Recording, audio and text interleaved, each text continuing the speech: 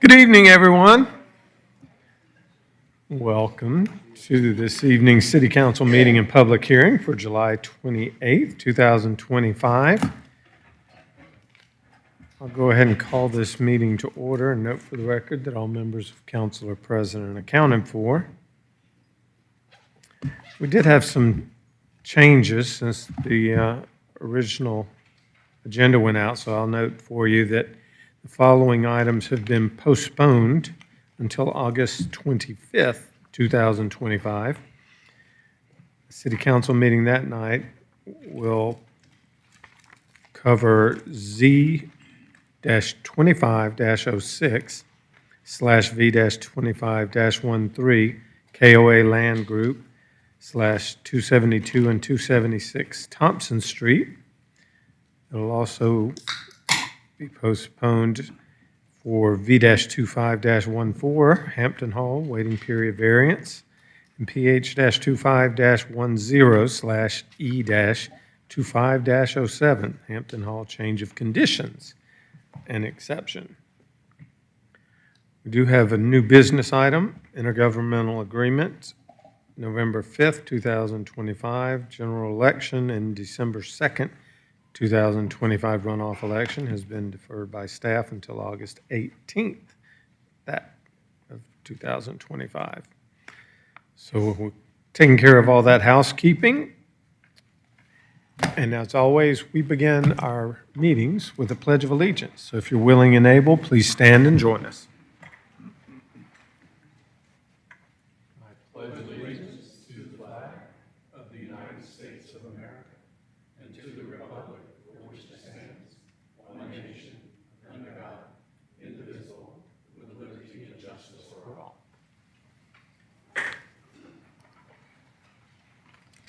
First item up this evening will be an appointment to the boards and commissions.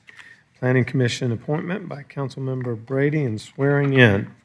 Councilman Brady, I believe you have to make an announcement of your appointment. Yes, I'd like to present to council tonight the appointment as Planning Commissioner, Dennis Mitchell. Thanks, sir. Mr. Brady, Councilman Brady, would you like to join me down front so we can do the swearing in?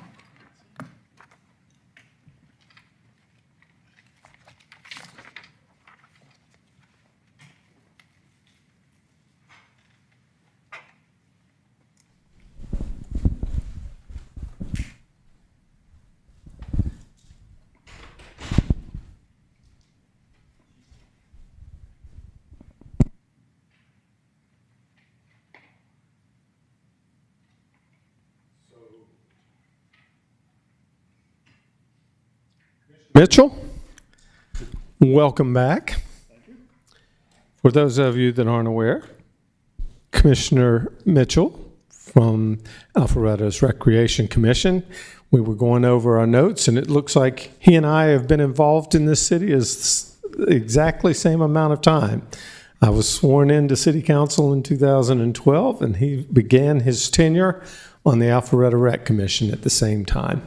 And so after that much time, he has decided and was appointed by Councilman Brady to serve on our Planning Commission. And just so those of you that may not be familiar, the City of Alpharetta has 450 plus employees that help manage the day-to-day activity of our community. But there's also hundreds of volunteers on our commissions and on our different volunteer groups. And so on the Planning Commission, they help evaluate and give input to the City Council before we make any major zoning decisions. So I appreciate your continued service to our community. Would you like to say anything, Mr. Brady? Absolutely. It's a great pleasure tonight. Dennis and I were old neighbors. We lived together in the same neighborhood for 20 years here in Alpharetta. And I watched, like you said, 13 years as a rec commission and all the service that he's put into the city of Alpharetta and our parks and improvements, and chaired that board.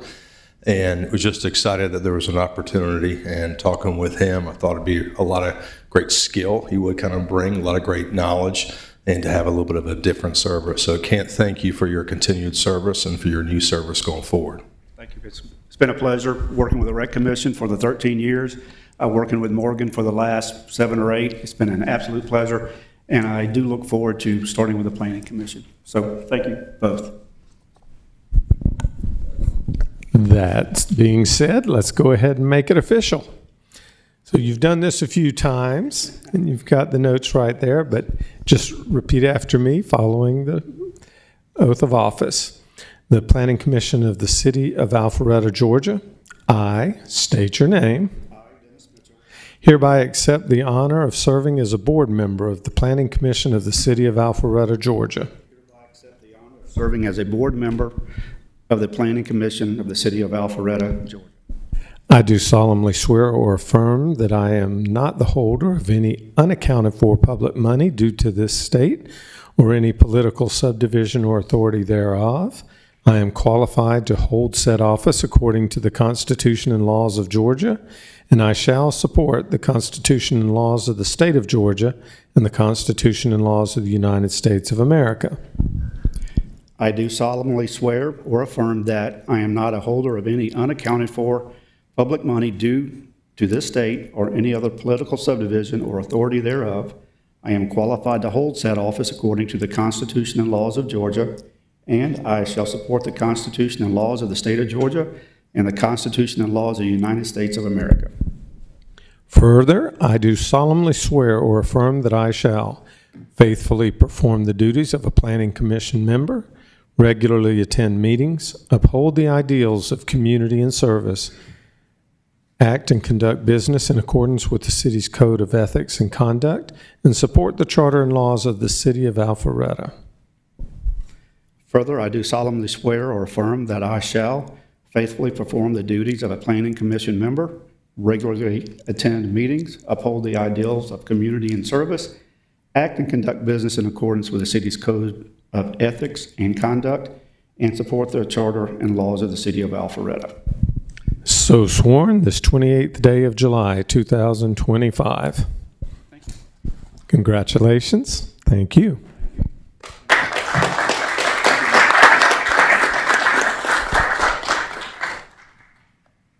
I need you to sign something.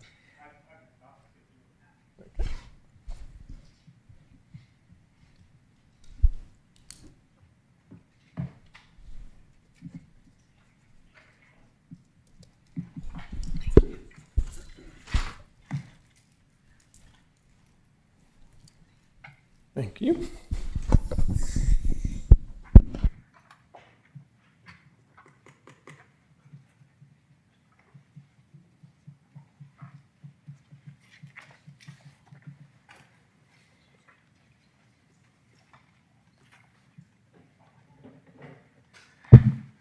So before we get started on the public hearing, Ms. Eswine, if you don't mind, announcing the public hearing procedures. An individual requesting to be heard on a matter related to the purpose of the hearing must be recognized by the mayor before addressing the city council. Upon rising to speak, the speaker must identify himself or herself and furnish a home or business address before proceeding with any comments or remarks. The council will allow proponents a total of 10 minutes to speak in support of an application. Opponents will be allowed 10 minutes to speak in opposition. Comments are accepted first from the applicant, followed by persons speaking in favor, and then from those in opposition. Upon conclusion of any opposing comments or presentations, the mayor will allow the applicant to offer rebuttal if any time is remaining in the originally allotted 10 minutes. Thank you very much. Would the applicant like to come forward at this time? This is for item CLUP-23-03/Z-25-05/V-25-18 Wooten Track Townhomes. And Mr. Mayor, if I can interrupt, I think we need to have Michael provide the staff presentation before the public hearing begins. My apologies. Thank you. Mr. Woodman, you have the floor first.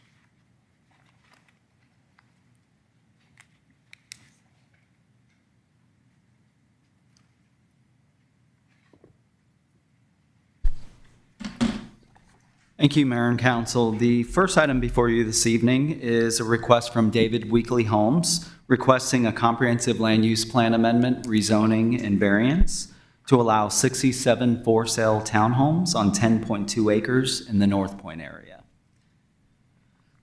A comprehensive land use plan amendment is requested from mixed use to high-density residential. Rezoning is requested from O&I office institutional to R10M. And there's a variance to allow a private street to be gated. I do have the overhead, the location map on the overhead. The property is located at 0 North Fulton Expressway. Property is in the southeast quadrant of Georgia 400 and Mansell Road. The proposed density with this residential development is 6.58 dwelling units per acre. This property is currently undeveloped. It was previously subject to the Gateway Center master plan. That master plan has since expired, but I'll just show you real quick what was previously approved on the property. It was for an office development approved in 2006. It allowed 170,000 square feet of office, and it allowed office buildings up to 12 stories in height. This is the applicant's proposed site plan for the property.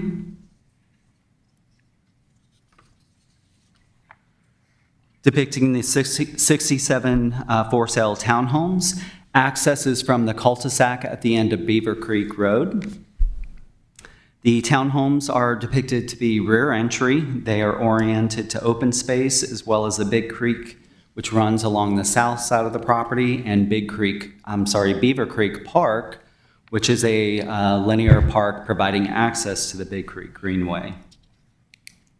Townhomes are proposed to be 3 stories and 20 feet wide.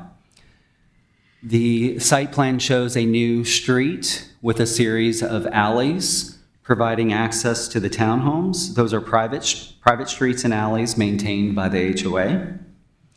There is a existing billboard in the Georgia 400 buffer at this location here.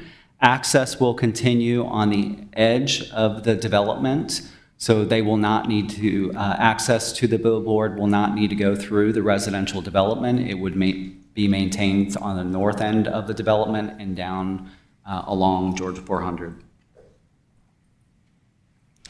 And then today, this property, the buffer is non-existent. This property was previously used during the construction of Georgia 400 for construction staging, and there's no buffer here today. So as you can see on this plan, the applicant does propose to improve the buffer along 400.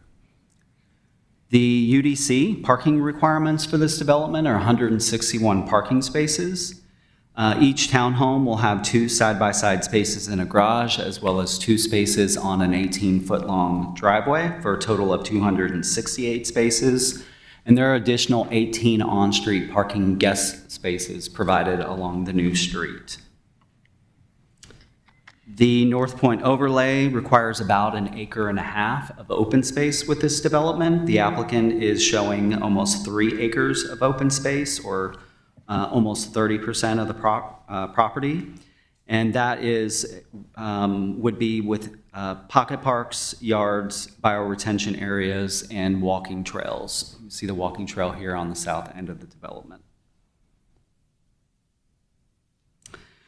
With regard to trees on the property, there are only 2 specimen trees on the property. They are located at the only frontage that the property has to a existing right-of-way, so they cannot save the 2 specimen trees. And then stormwater is proposed, and stormwater and bioretention is proposed on the south end of the property, which is the low point of the property, considering you have the Big Creek down along the south end of the property.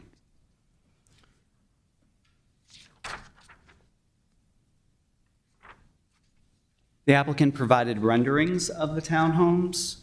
The renderings depict the exterior to be primarily brick. There are a mix of siding, shakes, and board and batten accents with the brick. And then on the rear elevation of the buildings, each unit will have an elevated deck over the driveway area. With the density that was proposed with this development, it would qualify for R8A zoning. However, the applicant is requesting the R10M zoning because it does allow the 20-foot wide townhome the applicant is requesting. Again, this is in the North Point overlay. There are eco-district requirements, 7 points. The applicant is meeting those 7 points in providing connected open space, consolidated open space, and additional landscape civic area. Then looking at the review criteria for the applicant's request, we noted that the property is located in the North Point overlay where walkability and mix of uses are key components to a successful development. Of course, this proposal would add additional residential, bringing people closer to where they shop, work, and live. Also, we noted that the residential use would produce fewer vehicular trips on the surrounding roadway network, and it is located adjacent to Beaver Creek Park as well as the Big Creek Greenway. As it relates to allowing a gated subdivision, in the North Point area, as well as in downtown, we do not allow gating. So that is the reason for the variance. The applicant is asking to gate the subdivision. Because this is at the jurisdictional boundary of the city, you have the Big Creek, there's likely no connection that would be needed through this property. So we are supporting the applicant's request for variance in order to gate this development.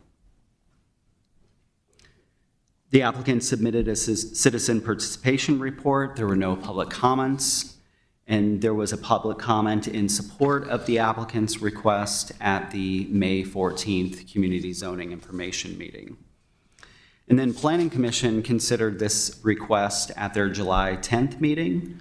There were no public comments at that meeting, and Planning Commission recommended approval subject to the 19 staff recommended conditions, but Planning Commission did have a discussion about the sound barriers with GDOT's project along George 400, and ultimately Planning Commission did add a sentence to condition number 14 requiring that the developer construct a sound barrier if GDOT did not construct a sound barrier adjacent to this development.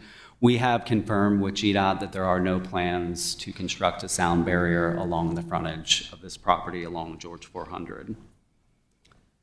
So with that, again, Planning Commission did recommend unanimous approval subject to the 19 conditions in your staff report. Staff report in your packets. I just wanted to note a couple of the conditions.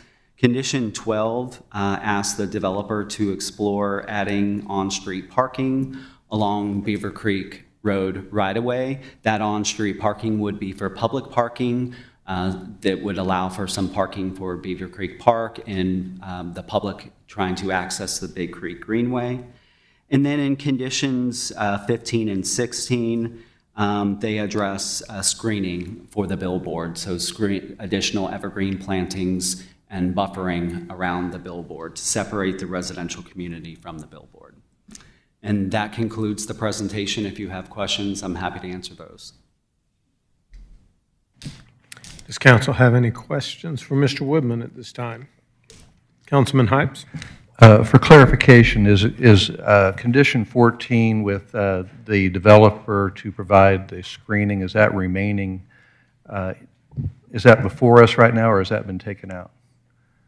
So the condition 14 that is before you is the Planning Commission recommendation, which added a sentence to that. And I'll just read condition number 14 that's before you this evening.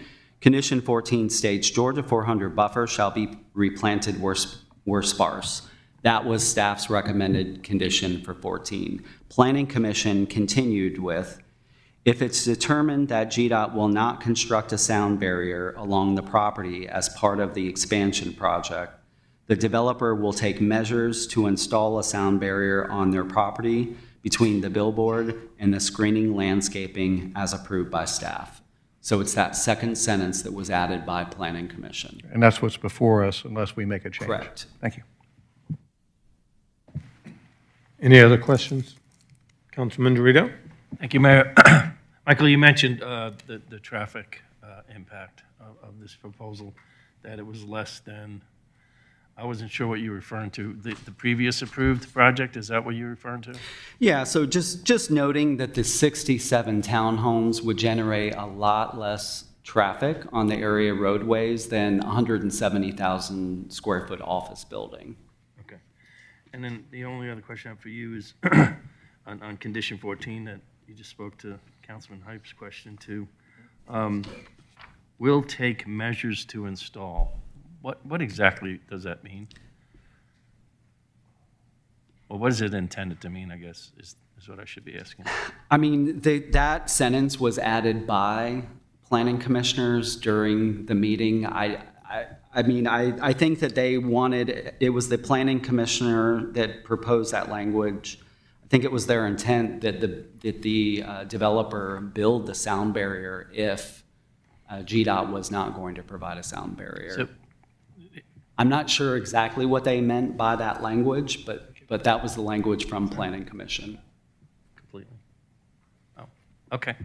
I'm just saying if the council agrees to that condition, I would prefer to be more direct that they will install the sound Yeah. barrier if the council sees fit that that's what we would want to happen. So, all right, thank you. Any other questions for Mr. Woodman? Thank you, sir. If the applicant would like to come forward now, it's your opportunity. Mayor, Council, my name is Stephen Jones. I'm with the law firm of Taylor Duma. My business address is 1600 Parkwood Circle, Suite 200. I'm here today on behalf of the applicant, David Weekly Homes. I'm accompanied today by Mr. Billy Stogner with David Weekly Homes and Tyler Lasser with LJA. Is that right? The engineer of record for the project. Ms. McKay, she's already got it. She's way ahead of me. Staff did a wonderful job of giving you an overview of this project. I'll try not to be redundant, but I do have on your screen an aerial shot of this property, which is 10.19 acres at the end of Beaver Creek, which is a cul-de-sac south of Mansell, or really south of the Benihana. This gives you a more up-to-date aerial. The original was from the tax assessor. This is from Google Earth, just to orient you. This is also from QPublic, so it's a bit older, but you can see zoomed in the subject property. You can see to the right or the east that Beaver Creek Greenway Park, which is part of the Greenway. The Greenway then extends east and runs up kind of towards the east, somewhat paralleling Beaver Creek. You can see here the concept plan that staff presented to you. This is the overall concept plan. I want to walk you through some specific elements of the concept plan. First, though, let me show you the renderings. As staff mentioned, mixture of materials, 20-foot wide product, total of 67 townhomes spread across. Going back to the concept plan, you can see this is the entryway. It is a divided median with landscaping in the middle. As staff noted, we're proposing a gate here because this is at the end of Beaver Creek Road. There's not an opportunity for connectivity. We just feel it would be a better development if it's gated, isolated off from through travelers that may not know that that's the terminus of Beaver Creek. Moving interior to the development, you'll see an essential amenity area. I want to reiterate what staff said. These are all rear-loaded townhomes with the front of the townhomes facing either Beaver Creek Park or a green space. Here in the middle, you'll see the central amenity area with a pool, cabana, winding sidewalks that lead you to it, and then some open pocket parks. Likewise, you'll see these homes, that central alleyway that feeds the rear-fed townhomes. Those townhomes then face outwards, either to Beaver Creek or to that central amenity area. Moving to the south, you have the bioretention area as part of the ECRA district. That bioretention is not your traditional stormwater. It's filled with water-loving plants and gives you a much more landscaped area as opposed to your traditional stormwater detention. In the center of that is a cool feature. It's a fire pit with a covered pavilion, which you would probably access over a bridge subject to final engineering constraints. In the southwest side of the project, you'll see a dog park as well as a large extension internal to the development of Big Creek Greenway, which extends out to a gate, which then leads to the public portion of the Greenway. You can see that here on this slide. This is, just to give you some of the site constraints, this is the engineer's 2D, more detailed depiction of the concept plan. And then we can go into architectural elevations of the townhomes proposed, give you a feel for the mixture of the materials that will be used, as opposed to that colored rendering, which sometimes the details of the architecture don't shine through. Again, here, different townhomes will have a variety of materials across the product, so the product won't be homogeneous throughout. You'll have different elevations across different buildings with different mixtures of materials. Towards the rear, this will give you the rear elevation of the townhome. These are rear-loaded townhomes, so you've got 2 spots in the garage, 2 spots in the driveway, and that elevated deck above the driveway. You can also see on the rear elevations that mixture of materials. Same here, moving to a different elevation of a different type of building, you'll see different buildings will have different types of materials. So not all the homes in the development will have the same material mix. Side, providing windows on the side so that your side elevations also have an aesthetic appearance. Another side rendering here. And then staff's recommended conditions. You have staff's recommended conditions in your packet before you. I won't detail them extensively, but I will say that the applicant consents to all staff's recommended conditions. I know that there may be some questions from council regarding the sound wall, as we heard posed to staff. We are, as the developer, indifferent to that condition. Should it be council's will to keep it or leave it, we would consent to either. With that, if you have, mayor, council, any questions for me or the applicant, we'd be happy to answer those at this time. Do we have any questions for the applicant? Councilman Hypes?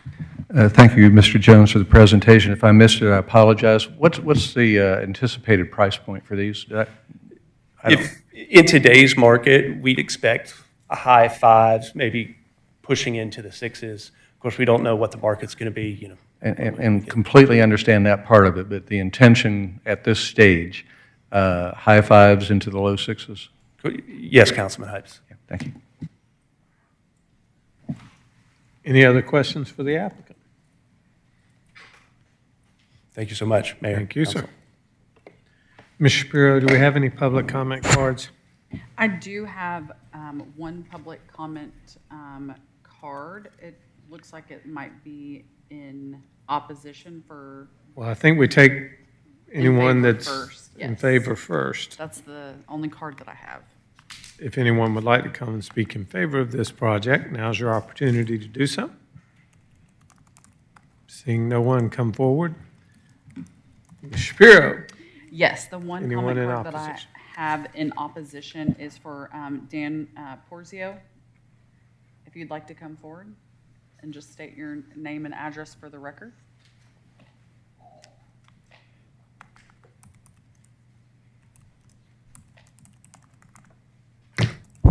Daniel Porzio, 435 Summerfield Drive, Alpharetta. Like to correct the record, I am not in opposition to the project, but I do have questions and some cautions. Having lived in many states, I've seen development in many different ways, many different forms, and what concerns me, number one, is how close the project is to 400. That's a lot of noise, and I don't see any concrete plan for sound attenuation, either by natural or constructed means. And having been in that business for a long, long time, that's a big issue. There's a lot of density here. That concerns me. What kind of precedent are we establishing that we're fitting these things in and they're It looks good. It's a nice model. But I would be more supportive if there were one or two less, realizing, of course, that for every unit that you don't have, that affects the bottom line. The other thing that concerns me is, let's just say that these units are going to go for $600,000. Am I correct that they are 3 stories? Or is the bottom floor of the garage? $600,000 is a lot of money for a young couple. And I know this because I'm intimately involved with a young couple. And I speak to young couples all the time. Excuse me?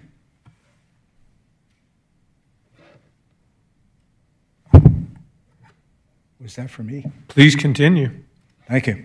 Thank you, Mr. Mayor. I'm just concerned, and my caution to you all is to be cautious, to be cautiously optimistic that we can have projects like this in Alpharetta. But eventually, I don't want to be in a situation like I experienced in some of the different metro areas that I've lived in. I lived on West 26th Street in New York City. I lived in cities that had 3 and 4 and 5 times the population of Alpharetta.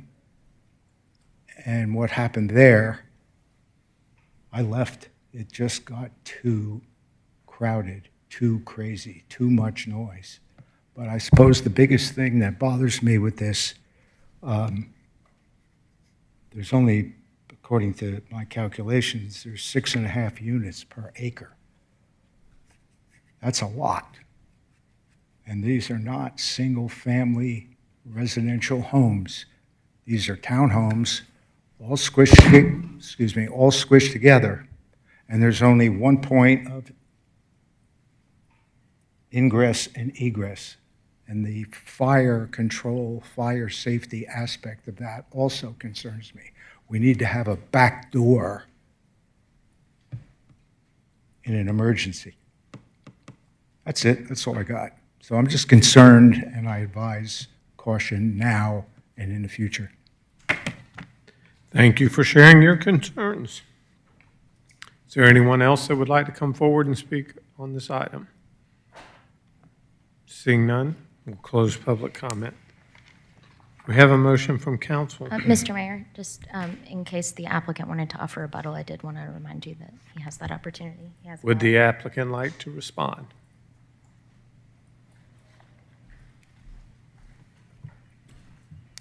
Thank you, Mayor, Council. I'll be brief. We also think that the development looks great. We worked really hard on the concept plan and incorporated a lot of staff's comments. With regards to the distance from 400, we are consistent with your ordinance and staff's recommendation, going to replant that vegetative 60-foot buffer.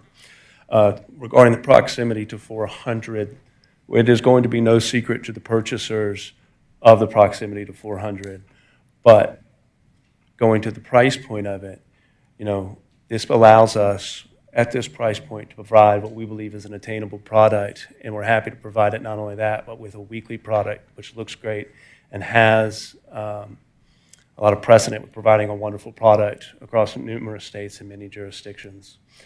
Finally, with respect to the open space, I'll point you to staff's report, which noted that we exceed the open space requirement. And going back to our presentation, we were thoughtful and tried to provide not only open space within the development that is accessible out the front door of every unit, but also accessibility to Beaver Creek Parkway and the Greenway. So with that, I would ask that you vote consistent with staff's recommendation and the Planning Commission's recommendations, of course with any modifications that council sees fit, but both of those were for approval. So we'd ask you to vote consistent with that for approval. The applicant thanks you for your time and your consideration. If you have any follow-up questions for me or the applicant, I'd be happy to address those. Do we have any questions for the applicant? Thank you so much, Mayor, Council. Thanks, sir. If we still have no other questions, I'll call for a motion.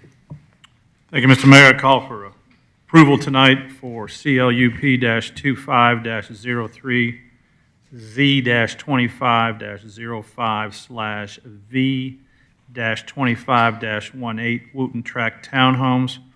With one adjustment, I wish to remove the second sentence in condition number 14 that was added by the Planning Commission.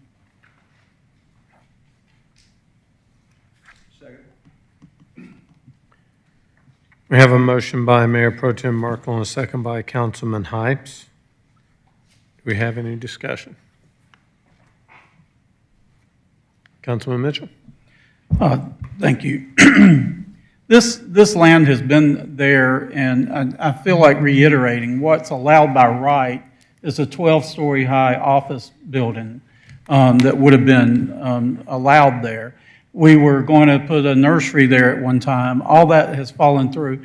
The thing I'm most excited about is a 60-foot landscape buffer that will shield all of those and also act as a sound barrier. I don't know very many people except for whomever asked for a sound barrier, one of those god-awful metal objects that GDOT puts up and down that's ugly as homemade sin. I don't know anybody that really likes those, so we want to take that condition out, and it's better to always have landscaping there. The project looks good. You've got a brick product here. I can't be happier with that. You're going to energize the park right next to it, and also the restaurants that's along North Point Parkway, or that's along Mansell Road there. They've struggled over the last few years. So I think adding more residents back behind that and that nice apartment development that's already ready there, the Amley,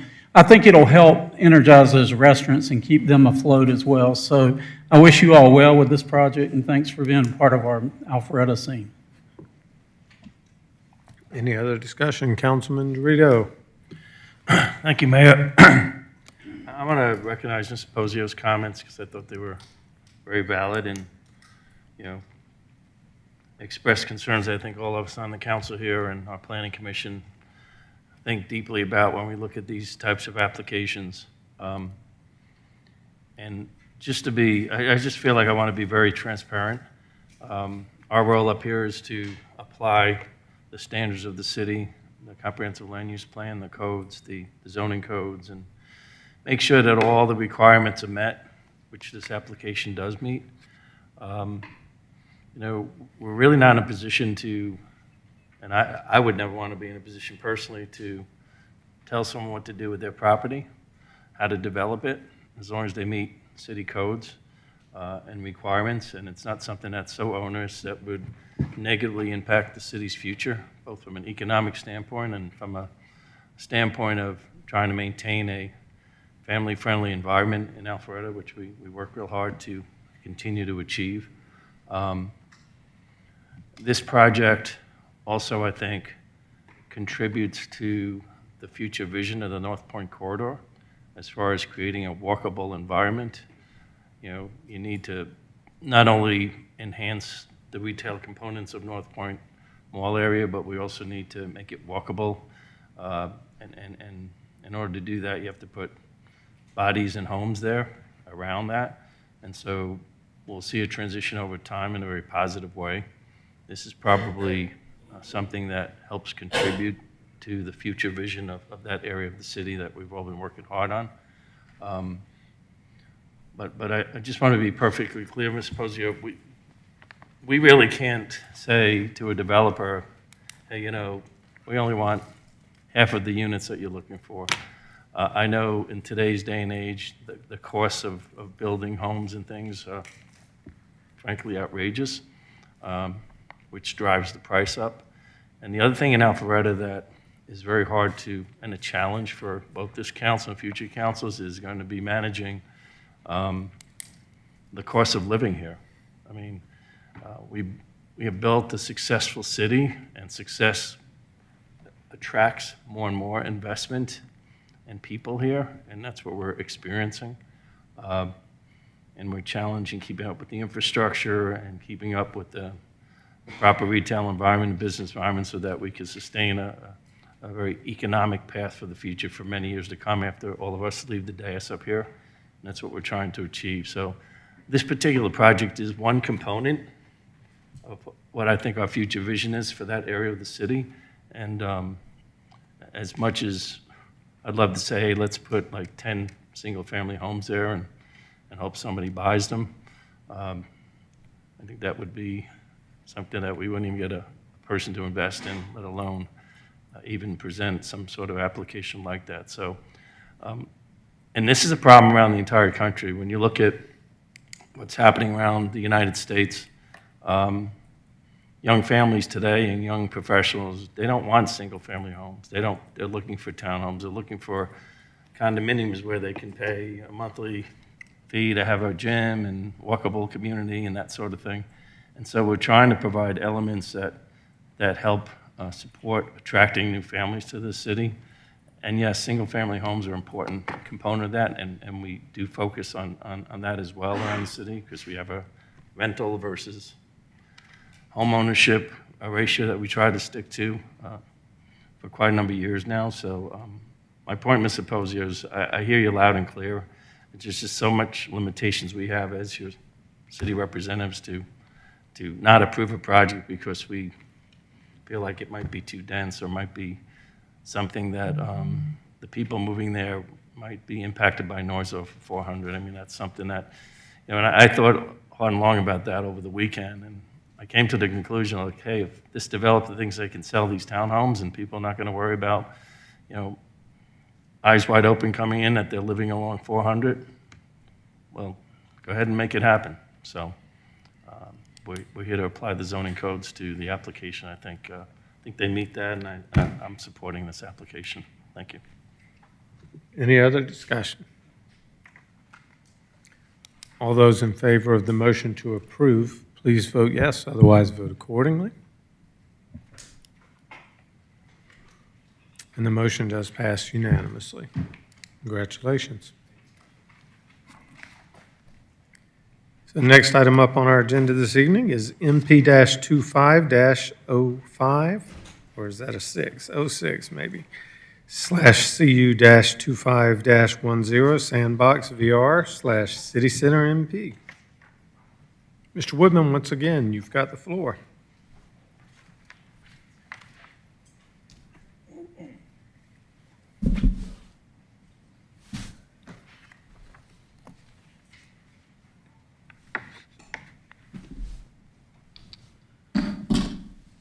Thank you, Mayor and Council. The next item before you is the master plan amendment and conditional use to allow recreation facilities indoor in a 4,400 square foot suite at City Center for Sandbox VR.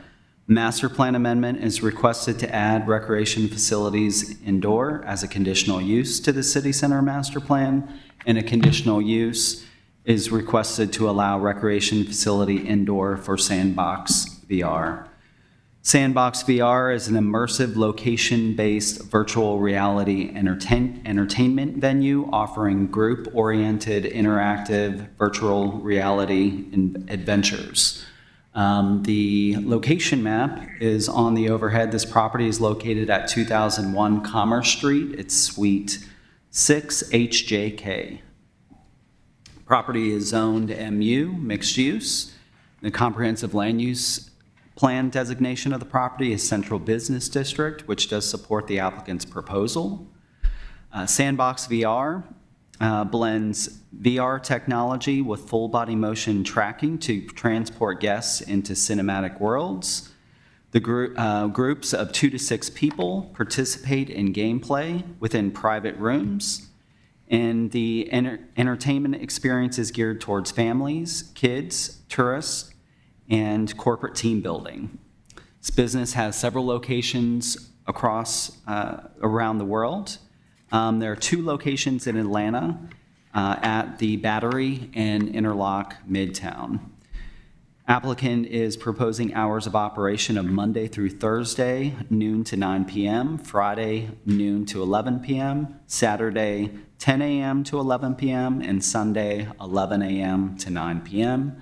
And the applicant anticipates 5 to 6 employees with the business. This is the space that the applicant is requesting to go into. This is the former Exquisite Living. That was the furniture store that was out front. And just to give you reference, we are sitting in City Hall here, and the applicant's proposal is to use this suite here.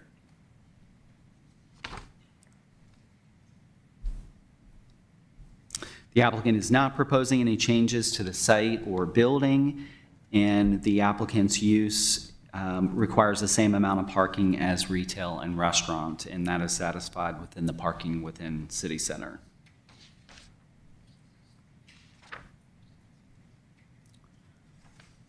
The applicant did provide a floor plan just to give you an idea of how the building will be broken up. This is the entrance to the building here. You can see those groups of 2 to 6 people will utilize these smaller rooms for gameplay.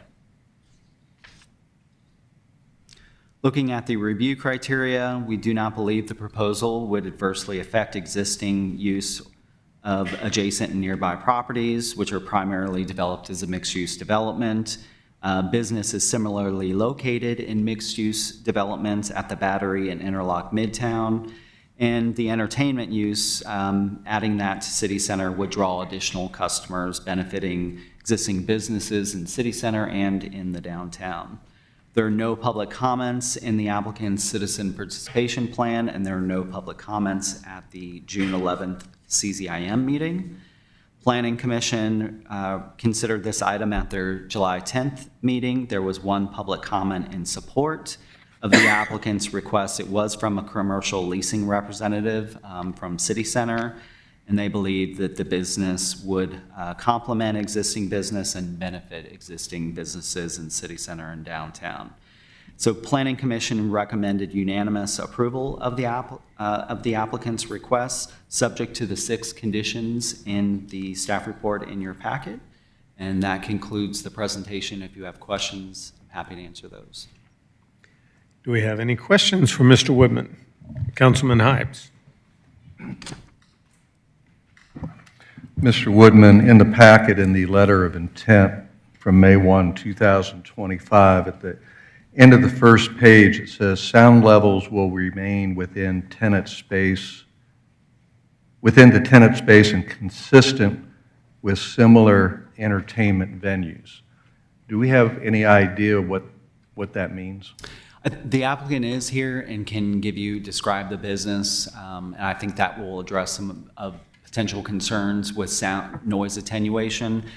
There is a condition number 6, in the recommendation to approve, and that condition number 6 says noise attenuation measures shall be added to the ceiling within the suite with final approval by staff. The applicant was proposing noise attenuation because obviously there's residential uses above that space. We've got residential above, we've got businesses I think there's a barber shop next to it that's Yes. got a workout facility on the other side of it. And so with respect to item number 6, recommendation, noise attenuation measures shall be added with final approval. Is that a give and take based off of what staff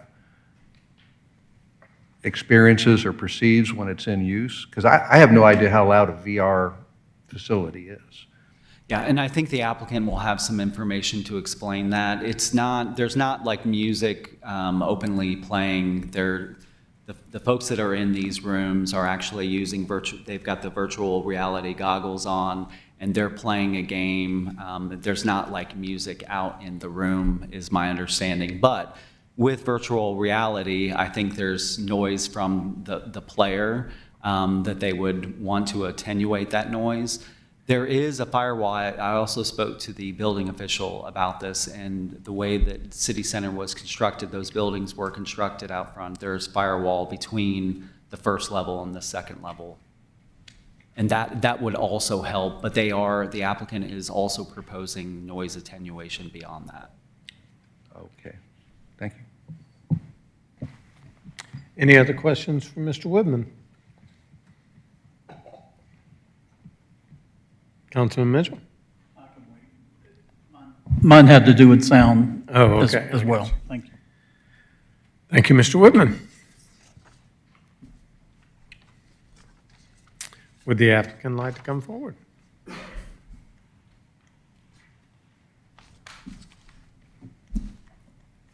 Thank you, Mayor and council members. Thanks for giving us the opportunity to start this business in the city center.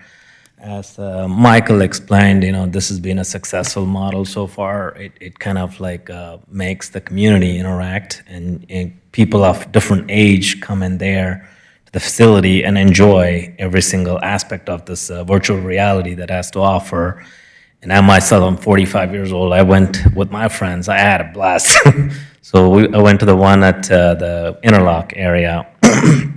And in regards to the sound attenuation, we spoke to the corporate and there in San Francisco. We're gonna take measures. We're gonna install like some kind of bat insulation on the walls, and then also acoustical treatment panels on the walls and ceilings that would absorb a lot of echoes and sounds. And as Michael mentioned, there's not a lot loud music playing, and it's just like, family members and friends going there gathered, and then maybe like yelling or something once in a while when they're looking at some VR game. From my experience, I've gone to like 2-3 locations, and when I'm outside of the Battery location, I couldn't hear anything, and I went on the peak hours. And then I went to Interlock as well, and the same situation. The entrances from the parking deck at the Interlock, and with the storefront glazing and everything they have, you don't hear any kind of noise outside.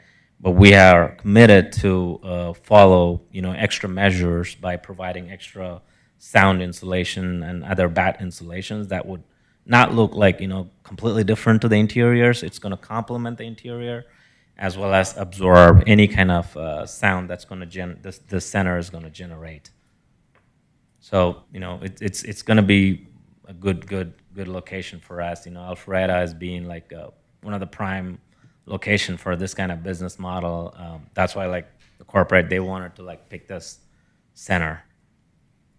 So I request you guys to like approve so we can move forward. Do we have any questions for the applicant? Councilman Dorito. Thank you. Just one question. This is something that's taken off all over the place. I've been seeing these things pop up, and they seem to be pretty neat facilities. Do you plan on any sort of food or beverage No. sales? No, there won't be any food or beverage sales there. All right, thank you. Yeah. Councilman Mitchell? Thank you. I noticed that there's a party room up front. So it's just like an event area kind of thing. If they have like a corporate events, so they can store their like props, things like that in that area. Okay. And then, at the Interlock and in the Battery location, they would encourage the corporate offices to engage and do their annual events or like monthly events with their staff. So that's about it. So it's not like where they're gonna bring a DJ or like have like some kind of party setup or anything like that. So you don't That plan on actually- bringing in or having a sound system even in that area? So when there is like a corporate event, if the corporate people, if they want to bring in their speakers, I don't think the corporate is going to say no to that. But if it's just like a get together for staff, like in the past, what they've done is like there were no speakers. It's just pretty much their staff getting together in the center and enjoying for like an hour or two by the time that they block that time slot. And there's no alcohol sales or anything in that. So people try to tend to leave early.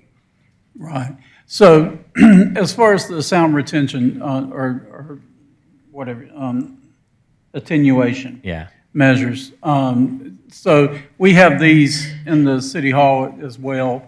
You're planning on putting those on the walls and the And on the ceiling, correct. Okay. And if we hear noise and complaints, because we've even come up with an ordinance where they couldn't ride the skateboards on the pavers because that was making so much noise for the folks who were already living there. And so they're there first, so we want to make sure we don't add to any discomfort there, but we want you to be successful as well. So do you agree to take extra measures if needed, if we get complaints? I think like if we get any complaints, I think I can speak on behalf of my client, so we will make sure all of those complaints have been addressed, and we'll make sure, you know, how to mitigate any kind of noise complaints that comes from that establishment. We'll make sure we take care of it. Okay. Yeah. And how do you charge for, like, if 6 people want to go play one of the games? I think average is like $55 per person. It's per game. So you can either like book it per game or per hour. So some games, like it starts from 20 minutes, goes up to like 40 minutes, but the whole experience is like an hour. So you go there, they tell you like where to wear the gadgets, how to like react, how each game works, and then they will tell you, okay, so if you get stuck, so this is what, so the first 10 minutes is going to be just more like a training you to gear you to that game. And then you play the actual game, and then at the very end, you have these TVs that you can see how you are reacting with the gear, without the gear, everything. So it's a fun overall experience. Absolutely, yeah. All right. Well, I wish you well if you get the votes tonight, and thank you. Thank you so much. Any other questions for the applicant? Thanks, sir. Appreciate it. Thank you so much, everybody. Ms. Shapiro, do we have any public comment cards in support? We do not, Mr. Mayor. However, if anyone would like to come forward and speak in favor of this, now is your opportunity. Seeing no one, we'll close public comment. Do we have anyone that would like to speak in opposition to this? Seeing no one come forward, we'll close public comment, and I'll call for a motion from council. Thank you, Mr. Mayor. I'd offer a motion this evening to approve MP-25-06/CU-25-10 Sandbox VR City Center MP as presented this evening. I will second that. We have a motion by Mayor Pro Tem Merkel and a second by Councilman Mitchell. Any discussion? All those in favor of the motion to approve, please vote yes, otherwise vote accordingly. And it does pass unanimously. Congratulations, sir.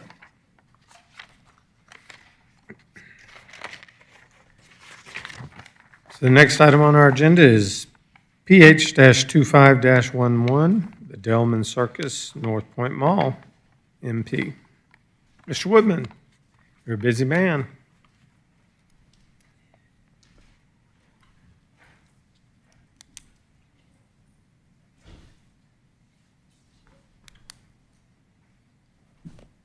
Thank you, Mayor and Council. The next request is a request from Delman Circus requesting a temporary use for a circus. The Unified Development Code requires City Council approval of a circus, carnival, or a fair. The applicant is proposing to use the surface parking lot between the former Sears and J.C. Penney's. So this is the area here. And obviously, I've got the location map here. This property is 1000 North Point Circle. This is the applicant's site plan. The proposed circus would have a maximum capacity of 600 people. That's within the circus tent here. The circus would take place between November 7th and November 17th. Set up beginning on November 4th and breakdown concluding on November 18th. Showtimes for the circus will conclude at 9:30 p.m. every night. And there would be one show Monday through Friday beginning at 7:30 p.m. There'd be 2 shows on Saturday and 3 shows on Sunday. This circus, Delman Circus, is human acts only. They have live performers skilled in acrobatics, clown art, juggling, dancing, and daredevil feats. Delman has their own concession stand, and their offerings are similar to what you would find at a movie theater, and there are no alcoholic beverages with the circus. We did contact the city's public safety department, and they are recommending at least 2 police officers be present at paid public events with 500 people or more. So we have added a condition related to that. Looking at the applicant's requests, we believe there's adequate parking for the circus at this location to serve the circus as well as the needs of North Point Mall. Of course, the circus is appropriately located in a commercial area, and the State Fire Marshal will be responsible for all safety inspections. So as I indicated, we are recommending at least 2 police officers at each show to support the applicant's safety and security plan. The applicant did provide a citizen participation report, no public comments on that report, and no public comments at the June 11th Community Zoning Information Meeting. With that, staff is recommending approval subject to 4 conditions in the staff report in your packets. I wanted to briefly mention that condition number 2 would approve the Delman Circus in the location as you see in the site plan here, and it would provide for an annual renewal. So if the applicant did want to come back next year, they would not have to go through a public hearing process as currently written in condition 2. It would be renewed annually, subject to review and approval of a temporary use permit by staff. So if we had problems, if this was approved and we experienced any problems with it, we would not just administratively approve a temporary use for the circus the following year. Condition number 3 requires that the circus employ 2 police officers for each show, and condition number 4 does not allow for any sale or serving of alcohol with the circus. And that concludes the report. If you have questions, I'm happy to answer those.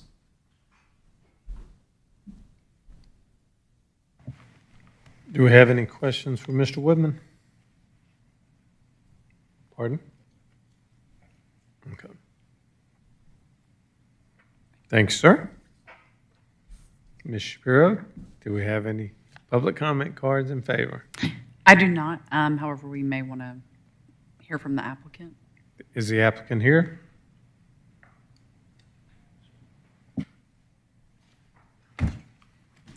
Please come forward, sir.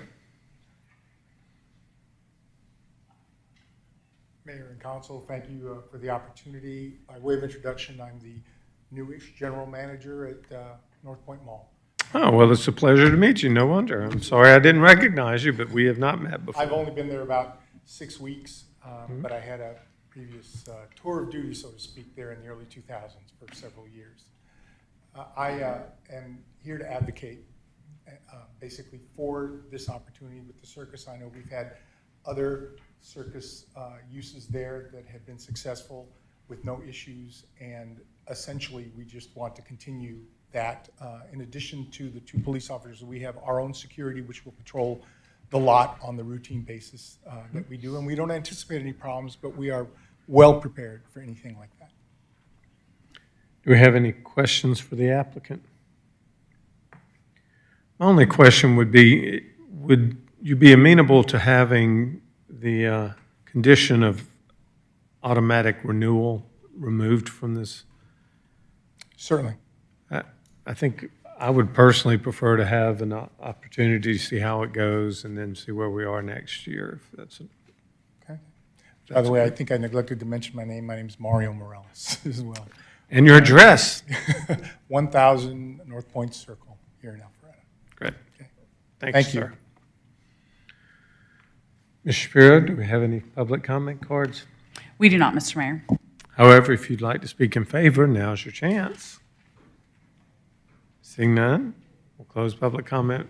Is there anyone who would like to speak against this item? Once again, I see no one coming forward, so we'll close public comment. Do I have a motion from council? Yes, sir, Mr. Mayor, I offer a motion this evening to approve PH-25-11 Delman Circus North Point Mall MP as presented this evening. Second. We have a motion to approve by Mayor Pro Tem Merkel and a second by Councilman Dorito. Are there, Councilman Hypes? I'd like to make a friendly amendment, see if it be accepted, that for recommendation number 2, that that recommendation end after where it says 15 days in 2025, and then strike the subsequent language about may be renewed annually. Sure, yes. Okay, so the friendly amendment has been accepted. If there's any other discussion? All those in favor of the motion to approve as outlined by Mayor Pro Tem, please vote yes. And it does pass unanimously. Congratulations, sir, and thank you for coming to visit.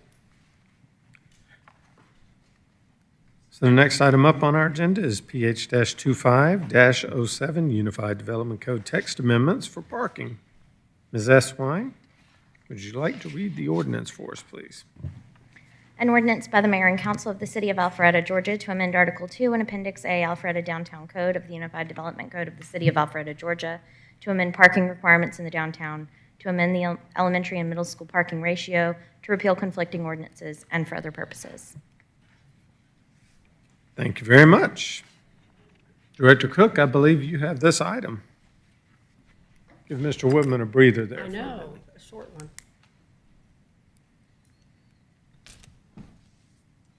Thank you, Mayor. Good evening, Mayor and Council. The next item before you is to look at a change, consider a change to the Unified Development Code text amendments for parking. Specifically, we looked at the downtown parking rates, and staff explored the current parking ratios to determine if they are appropriate for all areas of downtown. We did some research, and we found that research is showing that suggests that parking designers typically use a maximum walking distance of 300 to 600 feet for retail uses. Of course, it's longer distances for office, but we were specifically looking at the retail and the restaurant parking to see what is appropriate for the downtown. We put together a buffer map, so what you're looking at on the screen, the purple is actually the area for all of the downtown overlay area. Of course, in 2015, the area grew from a small area that was mostly Milton Avenue, Highway 9, and then it expanded when we put together the 2015 downtown master plan.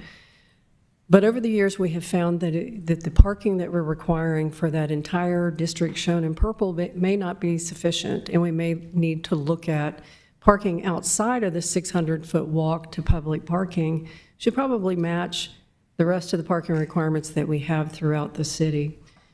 And I'll show you those comparisons. So in the downtown, a restaurant is required to build one space per 500 square feet. Citywide, it would be one space per, 100 square feet. And then retail is one space per 500 square feet and one space per 200 square feet outside of the downtown. So it's greater requirements, of course, outside of the downtown. So again, back to that map, when we drew the 300-foot green around the yellow public parking spaces, and some of those are on-street parking spaces, and then the red for the 600-foot, we found that properties that were north of Mayfield and north of Cumming Street, as well as south of Old Milton, we're recommending that those meet the citywide parking requirements versus the smaller parking requirements. We also looked at elementary and middle school parking ratios. There was a case that we had a couple months ago, and some on council had recommended that we relook at our parking requirements for elementary and middle school. And our research showed that our UDC right now requires one parking space per classroom and administrative office, plus 5 parking spaces for guests for an elementary and middle school. We looked at school parking ratios in surrounding jurisdictions, which you can see that here. Dunwoody, 2 spaces per classroom, minimum 4 spaces. So we found multiple different ratios. So we also looked at our middle schools to see what we counted for the required parking. what we found is with the Manning Oaks Elementary School and Hopewell Middle School, Manning Oaks has 2.12 parking spaces per classroom and administrative office, and Hopewell Middle School has 1.94. So we are recommending a change to our code that would require 2 parking spaces per classroom and administrative office, be required for elementary and middle. Of course, this isn't for high school, with all schools having a minimum of 5 parking spaces. And the reason we put the minimum of 5 parking spaces, in case you just had one private school open up and it's just one classroom. So we wanted to make sure, even if it was one elementary classroom within an office space, that you have a minimum of 5 parking spaces. And that's the recommendation. This item was considered at the July 10th Planning Commission, and they did recommend unanimous approval to the council for consideration. I'd be glad to answer any questions you may have. Do we have any questions for Director Cook? Councilman Brady? I just got one question. I think, by the way, I think it's great, but how does it apply for grandfather for what's already in place? For example, like the Maxwell, is that change of ownership, change of use, what rescinds what their current count is today and then applies the citywide that's there? What does that trigger for us? This would be for new construction. So the Maxwell would be fine because they're grandfathered. So this would be for new construction that would happen, if specifically Old Milton, if you're looking south of Old Milton. It would be for new construction and north of Mayfield and Cumming Street. So everything that's existing is grandfathered in and it stays with that perpetual? That's correct. Okay, great. Thank you. Any other questions for Director Cook? Thank you, ma'am.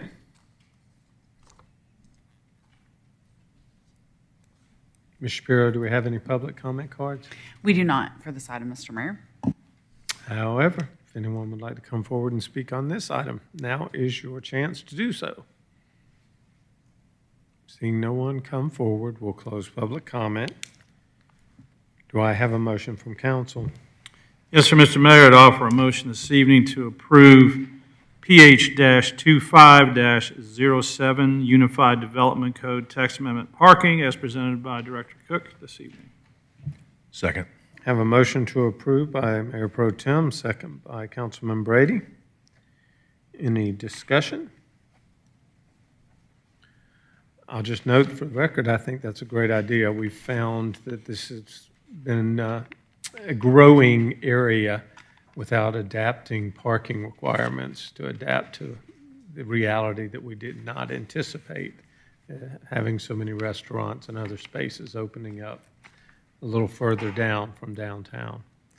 That being said, all those in favor of the motion to approve, please vote yes. And it does pass unanimously. So we'll move right along to the next item, which is PH-25-03, Unified Development Code Text Amendments, Zoning Districts and Permitted Use Districts and Regulations. Ms. S. Wine, do you mind reading the ordinance for us? An ordinance by the Mayor and Council of the City of Alpharetta, Georgia, to amend Article 2 of the Unified Development Code of the City of Alpharetta, Georgia, to amend certain zoning district titles and descriptions, to amend certain zoning districts to clarify they are in accordance with the master plan, to repeal conflicting ordinances, and for other purposes. Thank you very much. Director Cook, you once again have the floor.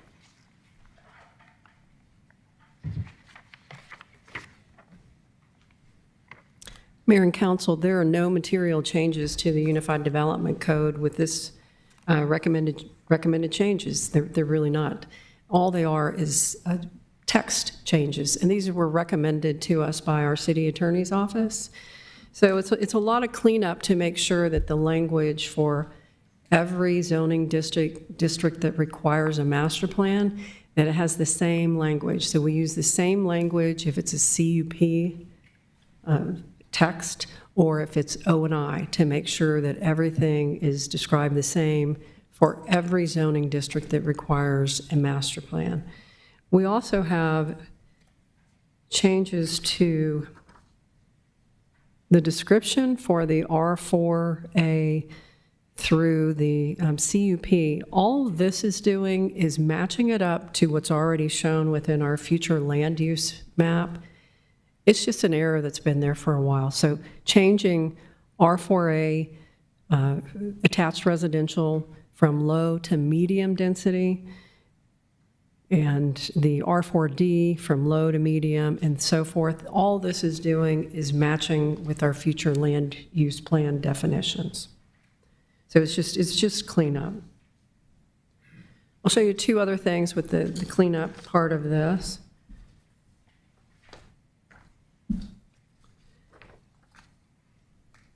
So now every zoning district that requires a master plan, we've added in language that says every rezoning to this district must include a condition that development occur in accordance with the master plan, which master plan shall include permitted uses allowed on the property.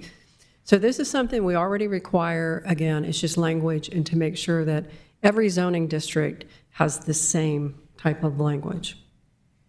And then lastly, something I did find an error on, which if it's okay with council to move forward, I will make sure that this is fixed prior to the next reading. But on the list of permissible and conditional uses, it was also recommended from our attorney's office that we replace the O with an M, because the O, if you read at the top that we already had, means that the use will be permitted in that district only if a conditional use is granted.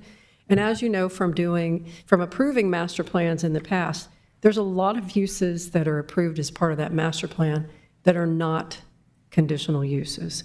So the cleanup would be to put an M where a use is not required as a conditional use. Hopefully I didn't make that totally confusing, but it was supposed to be to make it easier to read for people that were filing for the application. So not all uses require that conditional use. They can be approved as part of the master plan. The error that I found is that since CUP requires all uses approved as part of a master plan, so this needs to be changed to M. And hopefully that made some sense. But if you have any questions, I'll be glad. The question I have right now is I just want to clarify what the definition of adult entertainment is on this table that you're showing us at this time. Oh, the definition? Yes.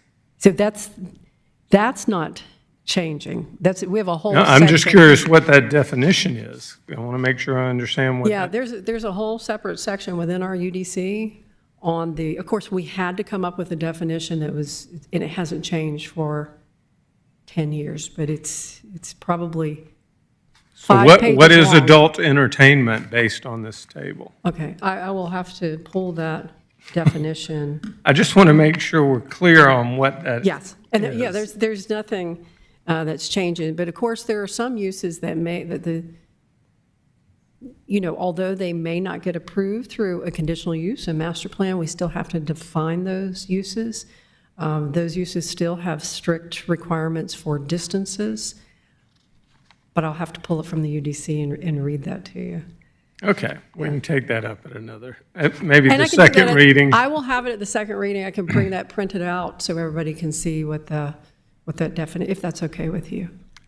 I just want to make sure we know exactly what that is. Sure. And how we manage it accordingly. Any other questions for Director Cook? Thank you, ma'am. Thank you. Ms. Shapiro, do we have any public comment cards? We do not for this item, Mr. Mayor. However, if you'd like to come forward and speak on this item now, you have an opportunity. Seeing no one, we'll close public comment. Do I have a motion from council? Yes, sir, Mr. Mayor. Tonight would approve PH-25-03 Unified Development Code text amendments, zoning districts and permitted use districts and regulations, including Ms. Cook's changing from O's to M's. I will second that and request that Tom Harris read the adult entertainment definition next month for us. Thank you. I'll accept that.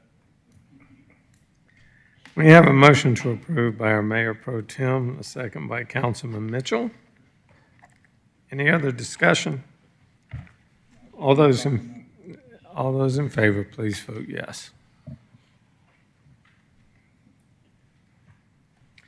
And it does pass unanimously.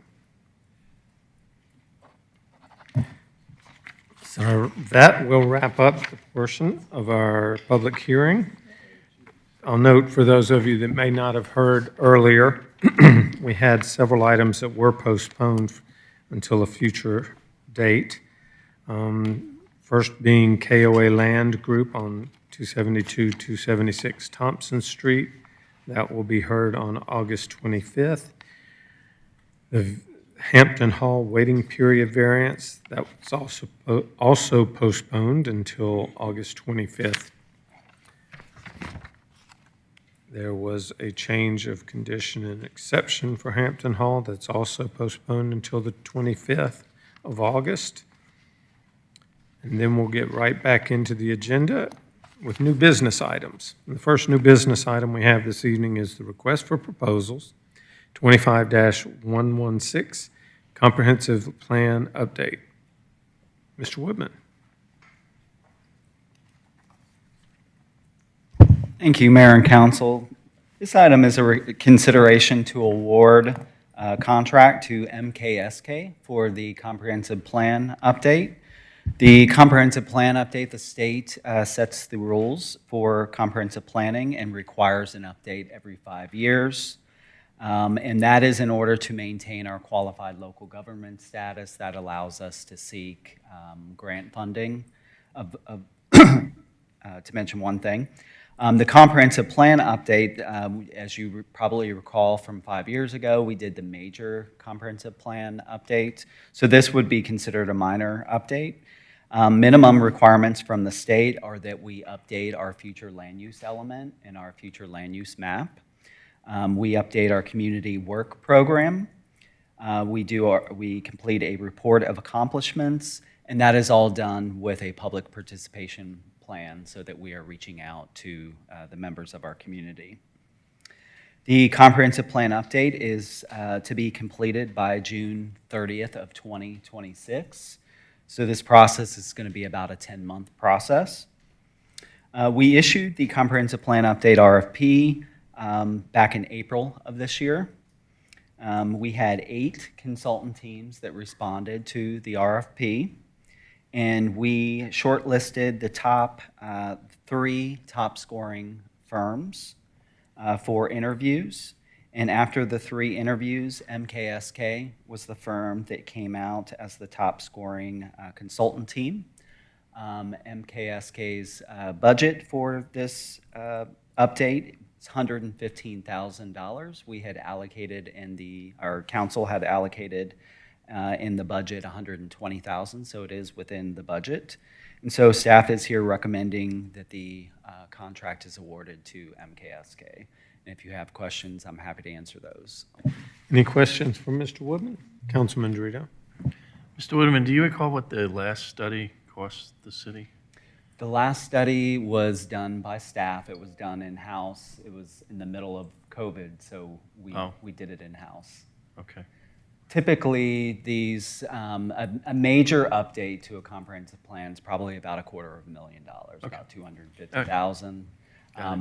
Again, this is a 5-year update. And that was through 2030, right? Was that plan? The one that we did 5 years ago, it was called the 2040. The 2040 plan. And this 2045. Yes, this would be the 2045. All right, thank you. Any other questions for Mr. Woodman? Thank you, sir. Ms. Shapiro. We have no public comment cards on this item. However, if you'd like to come forward and speak on this item, now's your chance. Seeing no one come forward, we'll close public comment. Do I have a motion from council? Yes, sir, Mr. Mayor, I'd request this evening to approve proposals 25-116 comprehensive plan update as presented by Mr. Woodman. I have a motion by Mayor Pro Tem Merkel and a second by Councilman Hypes. Any discussion? All those in favor of the motion, please vote yes. And it does pass unanimously, so we'll move right along to the purchase approval for the data center infrastructure to Carasoft Technology Corp. Director Montgomery, you have the floor.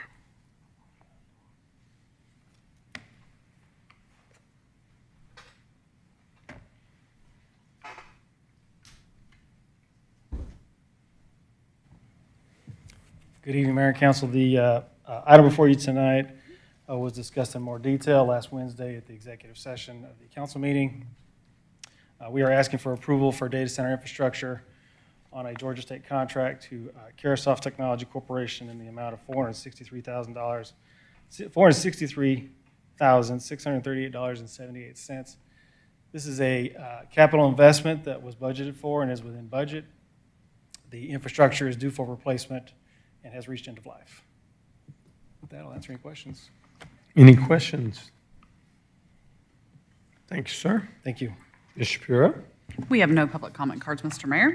However, if you'd like to come speak about the data center infrastructure, now's your chance. Seeing no one come forward, we'll close public comment. Do I have a motion from council? Yes, sir, Mr. Mayor. I'd first like to say thank you, Adam, for all the research you've done on that and being so thorough with it. You've really come into this position and performed above and beyond, so thank you so much. I'd like to ask the council to approve the issuance of a purchase order to Carasoft Technology Corporation as a vendor to provide the refresh of data center infrastructure using Georgia State contract for an amount not to exceed $463,638.78 with authorization for the mayor to execute all necessary documents. Second. I have a motion by Councilman Mitchell and a second by Councilman Brady. Any discussion?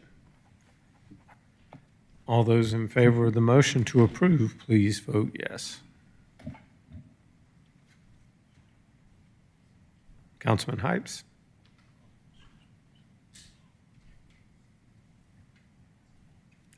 And it does pass unanimously. So we'll move on to the purchase approval for the cloud infrastructure services to SH International. Mayor and Council, again, this item was discussed in executive session last week on July 23rd at the council meeting. This is the cloud portion of the infrastructure. This was budgeted within the operating budget and is within budget.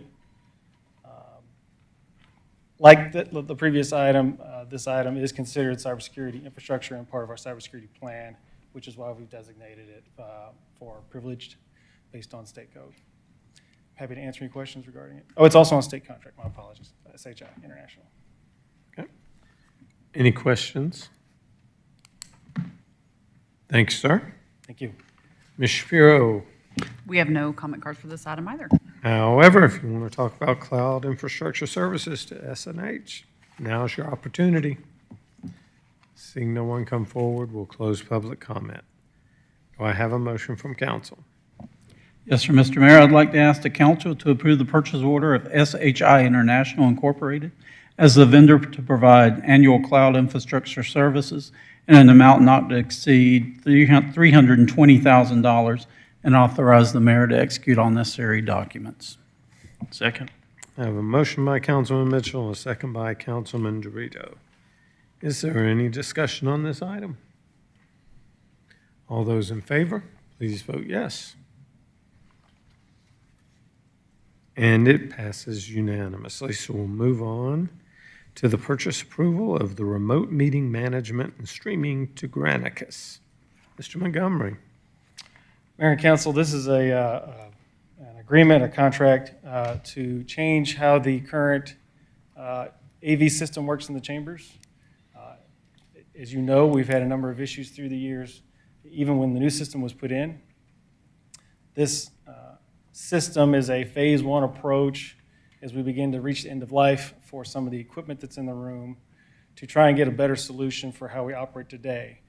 My number one concern is to make sure that we have something operational for our public, which we at times have struggled to do. And so this will remove some of the equipment that you see on the dais here, have a, excuse me, have a company that does this for cities and counties and states all over the country that do their legislative meetings, do all of their kinds of boards and commission meetings. We did an extensive search of sort of what's out there, how can we do this, what's a better way to move forward. Spoke with a number of different jurisdictions around the state, and the Granicus solution seemed to be the most comprehensive and I think the best fit for what we do, given that we do not have dedicated AV staff on-prem, and as part of my department at least. The idea of a managed service to help us promote the meetings and provide the service for those meetings, give a professional look and feel of the meetings. Not that staff has done a bad job, but we want something better. And to get back to my chief concern, something more reliable. The details of what we're providing here are to replace the 3 cameras that are in the room today with their system. We would remove some of the equipment on the dais today, freeing up, in this case, Deanna, to do more of what she should be doing as somebody who sits on the dais. And stream this system to their office in Dallas, Texas. At any given time, they could produce up to 300 meetings. And so we will have a dedicated person to our account that we will talk to and converse with on a regular basis. We are purchasing 100 meetings, as I have been in discussions with Lauren, the city clerk, to try and discuss how many meetings actually happen. There are at least 10 boards and commissions in addition to council. The vast majority of them meet in this room as well. So how do we stream those meetings? We don't always have somebody as qualified as Deanna is sitting in that chair. And so this, again, was the best solution that we all felt as far as making this a better product for you, for our public. As part of our research, we went and talked to a couple of other cities in Georgia. We had a site visit with Sandy Springs. Sandy Springs Chambers is actually a performing arts center. They have dedicated AV people, and yet they still do this. So that kind of gives you some idea of, I think, the quality of the product and what we expect out of it. They've been using it, and they spoke glowingly of the product and how it works. Let's see if I have anything else. The procurement is on a cooperative agreement through the NCPA. It is competitive with what we see around us, and is sufficient within the contract that we're agreeing to. The contract has been reviewed by both finance and legal, and an addendum has been added to it. There's our normal addendum to make sure that we're covered. It is a 3-year agreement. The first year started, let's see here, the numbers. $60,149.25 is part of the operating budget. This is the operation, sort of the meetings that go on. There's a capital component of this in the amount of $55,674.21. That is the equipment. They'll come in, they'll send their team to remove all of the current equipment, put their equipment in, put their stuff in the rack, and make sure that all the communication is working so that they can conduct and manage the meetings. Years 2 and 3 are listed in the agenda, and I believe that is all I have. Happy to answer any questions, Ryan. Do we have any questions from Mr. Montgomery? Councilman Dorito. Adam, thank you for your hard work behind this. So just for my education, the current system, which, 2 years ago now, a year and a half, whenever they installed it, we're managing it ourselves. Is it streaming onto, was it YouTube channel or? So, right now, well, actually, currently, it only goes to YouTube. We have another agenda management system that we plug it into. They're having some technical difficulties over the last couple of meetings, but typically it would go to 2 sources. So we've had a lot of issues. We've had lots of issues with this system. So the folks, this is the city clerk IT professional services portion of the dollar amount that you have here. Mm-hmm. So that's the folks in Dallas who will manage this behind the scenes, every meeting, planning commission, whatever. Yes, sir. What happens to the, I guess, the record of the meetings that they are monitoring? Do they submit it onto our website? I mean, what happens after they complete their role within the So meetings? they would record the meeting. Of course, anything streamed into YouTube is saved onto YouTube. So that would be a record as well. We would, as part of the agreement, we're asking them to tie into our current agenda management system. And so there would be a record there as well. And then my understanding is they will keep so many meetings as well as a local recording. Does that answer? No, that answers the question. Thank you. Councilman Mitchell, did you have any questions? I do. So the public, there's been times when they've been very frustrated because they've not either been able to hear or watch the videos. So Yes. for their security and moving forward with this, there will be a dedicated person during each of our council meetings and planning commission meetings in Dallas who's monitoring our meetings in live time, correct? That is correct. There'll be somebody in Dallas that has the feeds from everything going on, the feeds from the table, the camera feeds, all of those, the audio from the room. And they'll be able to switch and produce an appropriate meeting that won't necessarily be aired in the room here, but that's what will go out to the public. Okay. And at the end of the meeting, when we reference the recording in our announcements, that would be part of that as well. Okay. And in your interviewing with Sandy Springs and the others in the state, had they had any problems with some of the equipment going down or anything like that with Granicus? I don't remember anything. Yeah, nothing from Sandy Springs. I don't, and I'm trying to think back. College Park also uses this, Decatur. There's a couple of counties just outside of Atlanta, I'm trying to remember who they are, that are coming on board with it. Yeah, I don't recall off the top of my head of anybody sort of complaining about an issue of it going down. So you feel 100% safe or pretty safe that they will be able to correct remotely whatever issues are occurring? I've been in technology a long time. Nothing is permanent or 100%. But yes, I think we're going to have a much more reliable system. That is our goal. Okay. The other goal is to take some of the duties away from that dais and clean up that table as much as we can too. All right. I just want the public to hear this because we are the technology city of the South and our meetings should reflect that. So thank you. Any other questions?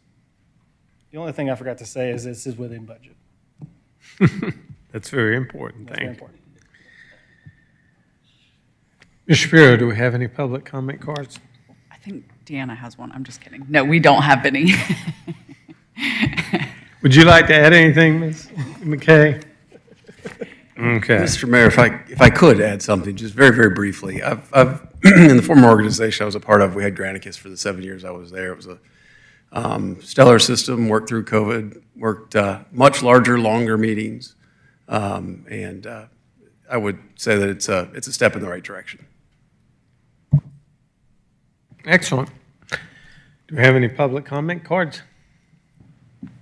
We do not have any for this item. However, if you'd like to come forward and speak on this item, now is your chance. And I see no one coming forward, so we'll close public comment. Do I have a motion from council? Yes, sir, Mr. Mayor. I and Deanna would like to ask the council to approve the procurement of the remote meeting management streaming agreement with Granicus for 3 years, which is renewed annually, which first year's cost of $115,823.46 should not be exceeded, and with authorization for the mayor to execute all necessary documents. Second. I have a motion by Councilman Mitchell, a second by Mayor Pro Tem. Any discussion? Councilman Hypes. I'm excited about where we're going with this. You know, it was just 3 to 4 years ago, we were sitting up here using 1970s era Atari controllers to vote that would sometimes reflect a vote when you pressed your thumb, sometimes wouldn't. And we put a great deal of thought and effort into our meeting refresh. And we convened across the hall in the community room, and unfortunately, parts of that, despite our best efforts, didn't pan out, primarily, I believe, because of the vendor that was at issue, if I'm not mistaken. But, you know, we do everything just really well in this city, and I'm proud of that.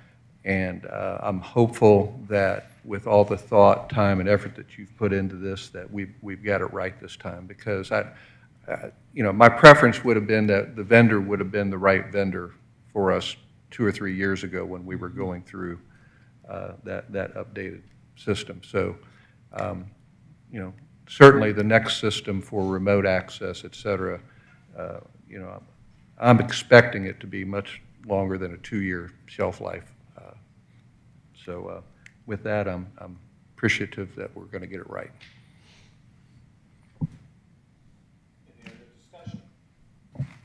All those in favor of the motion to approve, please vote yes. And it does pass unanimously. Congratulations, Deanna. Next item up, request for proposals 25-1005, Alpharetta Park improvements for the city of Alpharetta. Director Sisevich, you have the floor.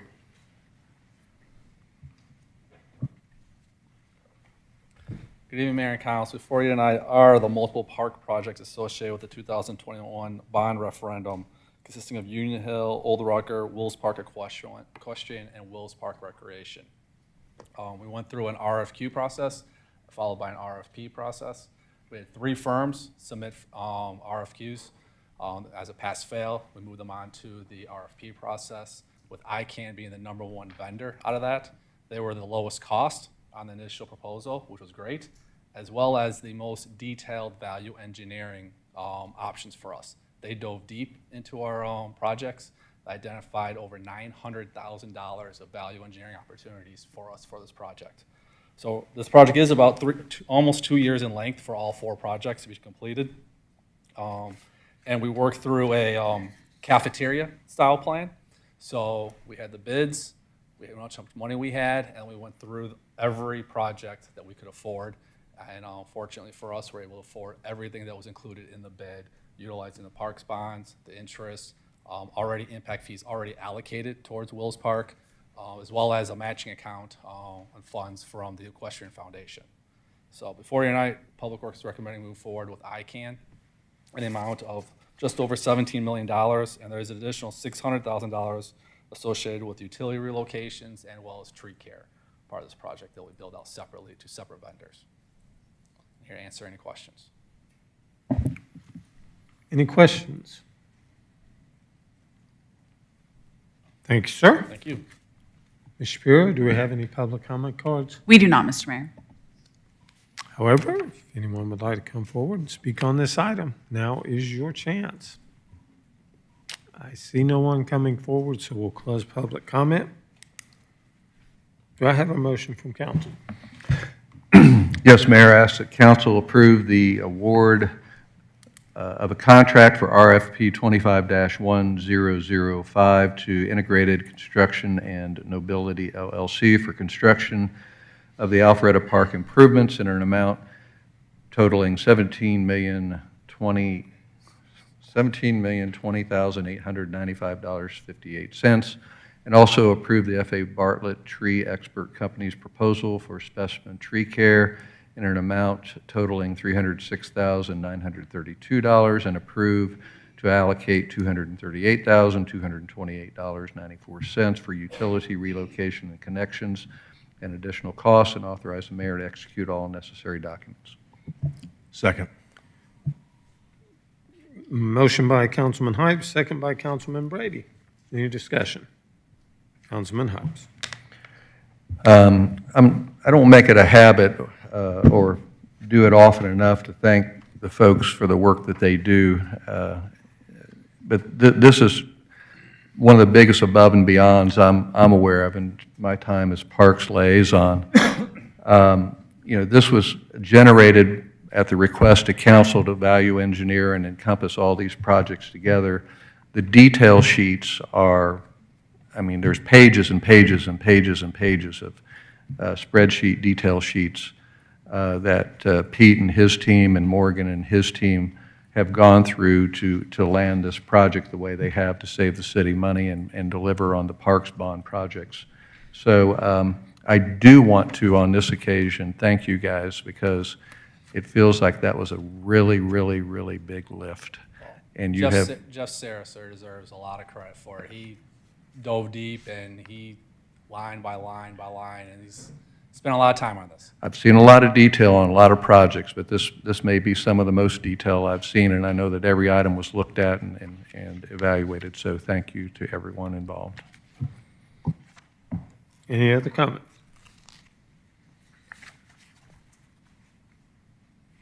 All those in favor of the motion, please vote yes. And it does pass unanimously. Thank you, Mayor and Council. Congratulations. Yep. We got it started. Next item is the contract approval for the North Park Concession and Restroom Building Design Build. Director Rogers, this has also been a long time coming, even longer than the Parks bond, if you can believe that. Good evening. We are seeking approval tonight for a contract with Prime Contractors Incorporated to design and build out the North Park softball quad concessions and restroom, including a demo of the existing structure and other related work totaling $794,916.68 under the Easy IQC through the Georgia Department of Administrative Services Convenience Cooperative.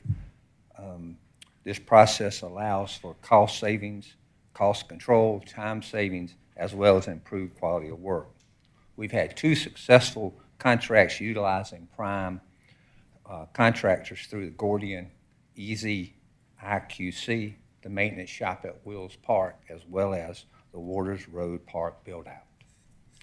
The current 2-story restroom concessions building is drastically undersized and outdated. This project has been on the Capital Improvement Program, the CIP, since 2017.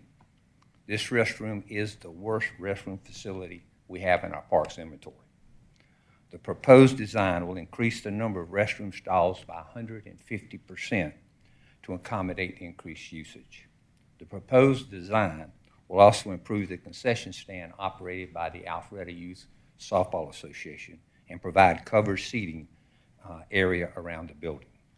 The proposed timeline is 6 months after the notice to proceed. The 4 softball fields will be accessible during the construction. I'm happy to answer any questions you may have about this project. Any questions for Director Rogers?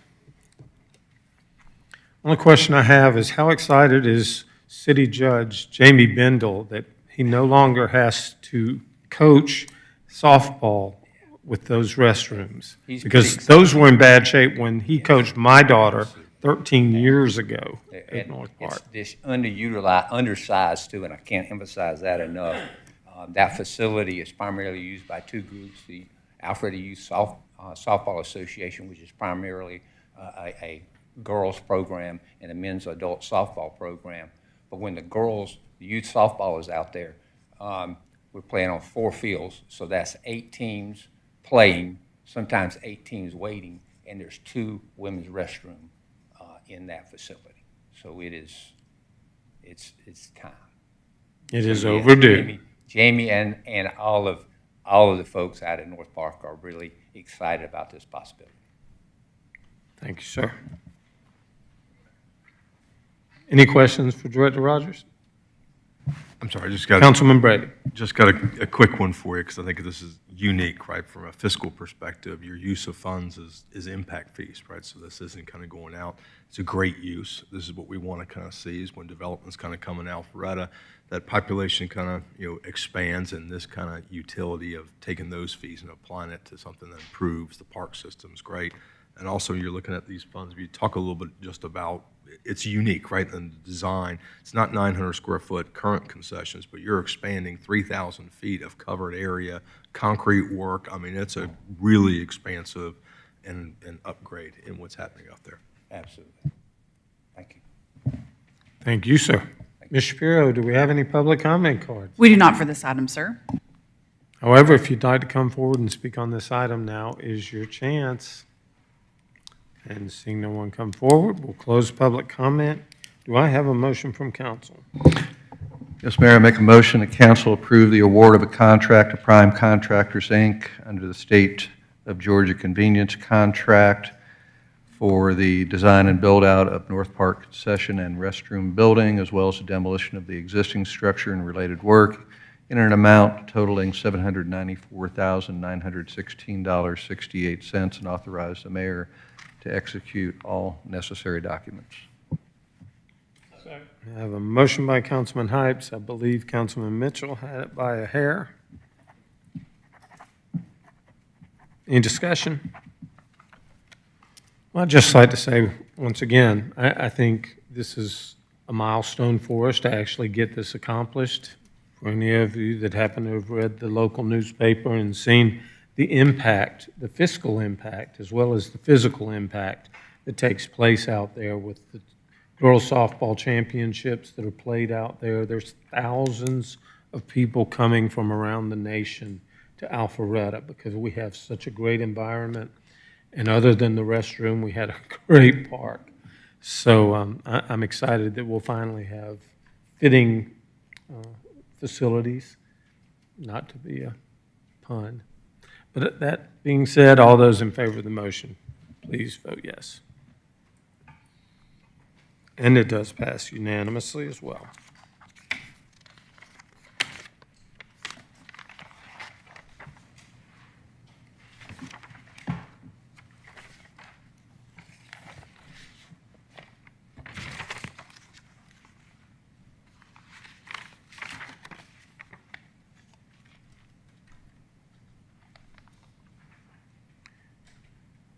So the next item up is the intergovernmental agreement for November 5th, 2025, general election, and December 2nd, 2025 runoff election.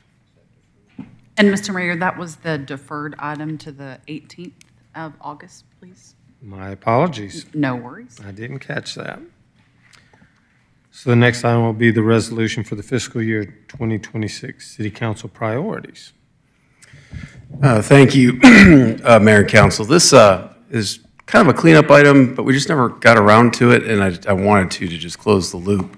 I brought this document back in the spring as we were preparing the budget. We had it in a work session, if you can remember, and there was wasn't a whole lot of feedback then, but I don't want to get us out of the habit of bringing it back officially at a business meeting for adoption, so that 10 years from now, if anybody's wondering what that council did or what that staff did, there's a track that doesn't have a gap of a year. So this is the fiscal year 2026 priorities and annual action plan. It's the same document you were presented in work session. It was the document that is referenced multiple times to the budget that you've adopted.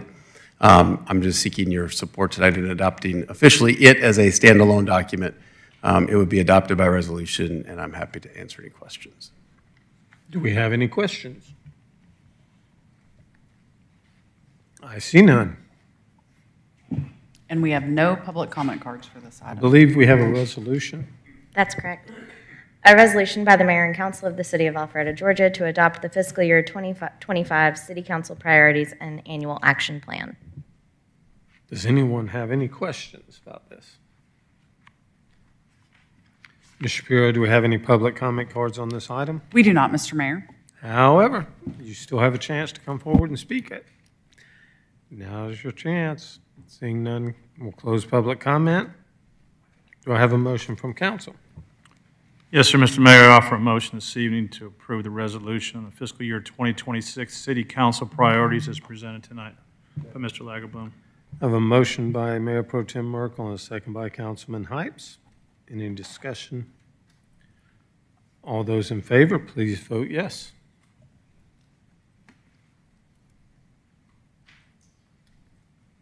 And the next item up on the is the resolution, appointment of hearing examiner for alcohol license hearings. Ms. Eswine?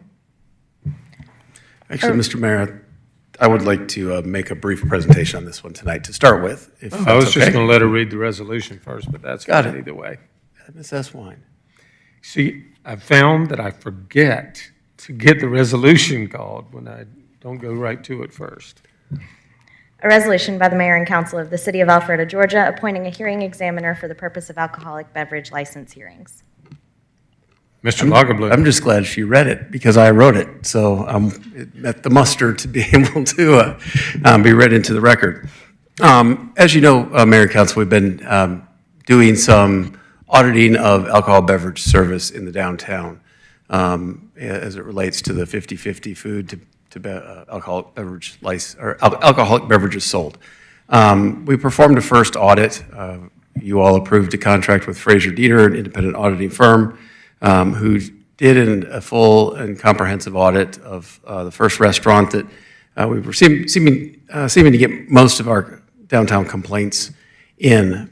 It is appropriate to notice that restaurant that we intend to bring them to a hearing to determine whether or not they continue to have an alcoholic beverage license and opportunity to serve in Alpharetta. With the way our code is written, it speaks to the city clerk being the hearing officer. And I think it also allows for the city clerk to make a recommendation for you all to appoint a hearing officer.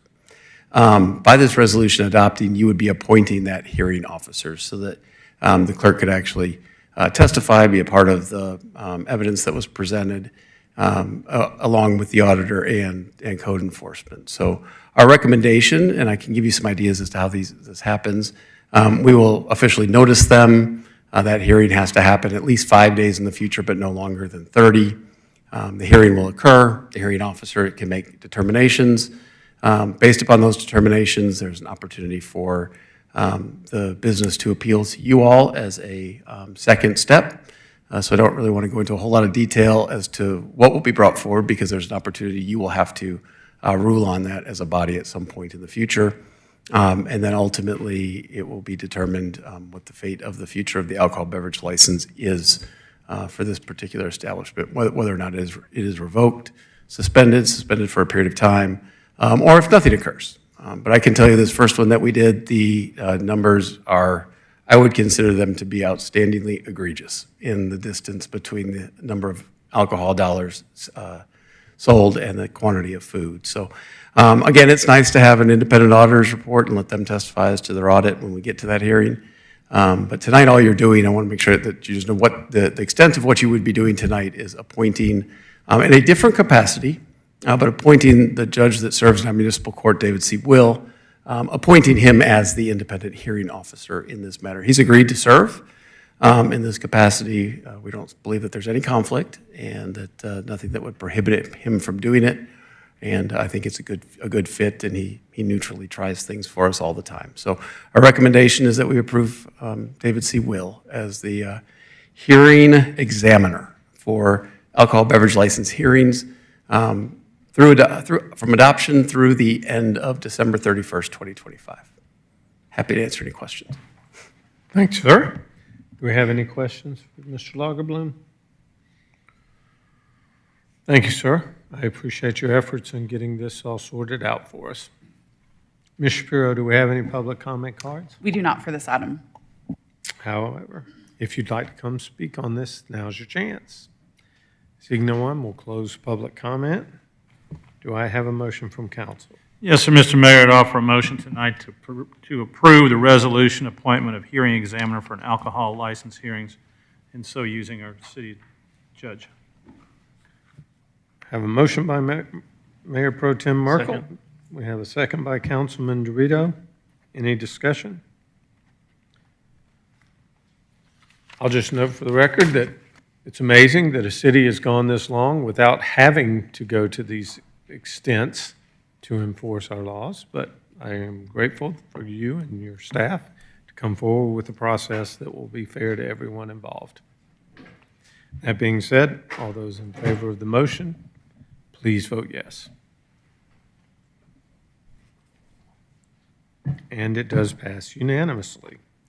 So that will wrap up the portion of the meeting. Now's the opportunity for anyone to make public comment. Ms. Shapiro, do we have any public comment cards?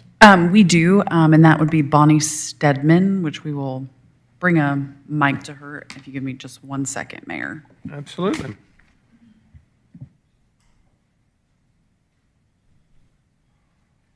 We're doing that. It notes that there might be an executive session necessary. I just want to confirm there will not be. That is correct. Thank you for the clarification. Okay, thanks. Yeah.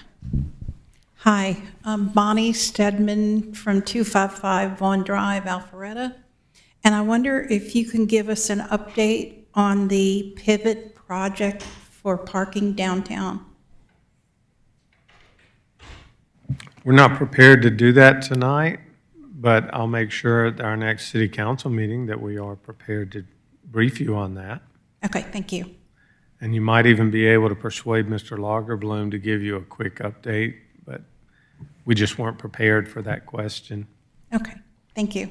Thank you. And I'd be happy to give a quick update, but we'll also be prepared on August 18th to give you all an update. Do we have any other public comment cards? That was the only one this evening. How long would it be? How long would your update be? Oh, relatively quick. Relatively quick sounds workable then. Okay. Yeah, so we did work with Pivot Parking on a phase 1 to the downtown parking implementation. We continued to collect data after that report was actually done and have some fairly good and sophisticated data that Public Works even went one step further in collecting. The thing that we came to the final conclusion was that we really don't have an absolute parking disaster at any point in time of the day. If you look at all 7 days of the week, very rarely do we get to that 75th percentile of capacity. So we're exploring some slow implementation of things. We're exploring, but before we get to curb management and start to roll out parking meters or start to have apps that cause people to spend money, we're working on a first step with some employee parking and employee engagement in our parking decks at levels higher up to get them off the street as a first opportunity. We've explored the opportunity of time-specific valet opportunities in our downtown, much like they have in Avalon. We certainly don't need it all hours of the day that parking's available in the downtown, but that is as a second step. And then I'm really watching the implementation of the 2 parking strategies that are going on right now in the city of Roswell and Woodstock before either taking Alpharetta, recommending we go down a good path or a path that maybe is met with some resistance. So I'm particularly watching Woodstock because they're using the vendor that we used in the phase 1 to see how that rollout goes. You've probably seen a little bit of it in the news.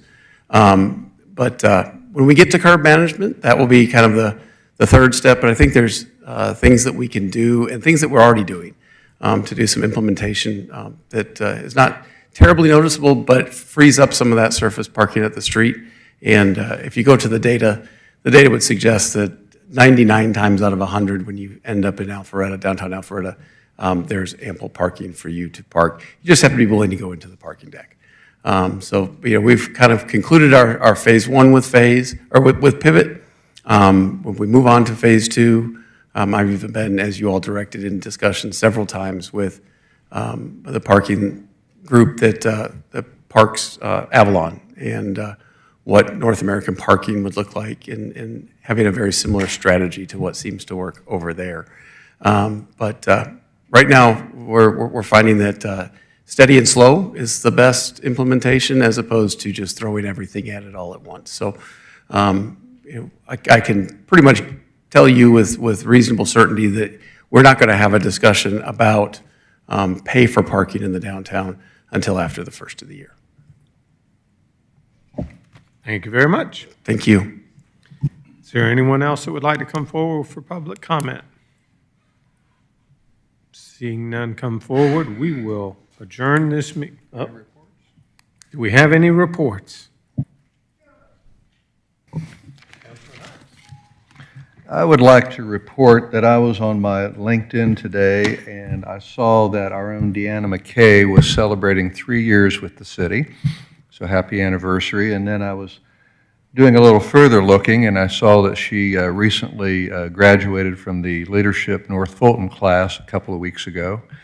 And wanted to congratulate her on her initiative and congratulate the city on continuing to develop great leaders. Were you in that class, Lauren? It's okay, though. I didn't read your LinkedIn page for that. Congratulations, both of you. That must have been a great class. It was the best. Yeah, and to go through it with good friends is a great way to do leadership in North Fulton. So congratulations to both of you. So since we have no executive session necessary, do I have a motion to, sorry. I'd like to make a report, I'll make a comment, actually. It's not we're 30 days into our fiscal year, and it's kind of a fiscal perspective, but not every night we approve over $19 million, kind of new contracts that we did in new business tonight. So I just really wanted to thank the departments, the directors, the leadership. I've really taken a look at that when you look at the bond referendum for, delaying what happened at the parks and kind of backing up a little bit, reworking that process, bringing in a construction management approach, going through that. It took a little bit of a time, but like Pete was saying, we got a better contractor to do the work. We had $900,000 in savings. We're doing more with less, and everything that was proposed tonight was on budget or below budget. So I just want to say thank you very much for that, just from a fiscal perspective, and thank everyone for the leadership of the city. It's a big deal. That it is. Any other reports? Do we have a motion to adjourn? So moved. Have a motion by Mayor Pro Tem, second by Councilman Mitchell. Any discussion? Let's do it. All those in favor, vote yes.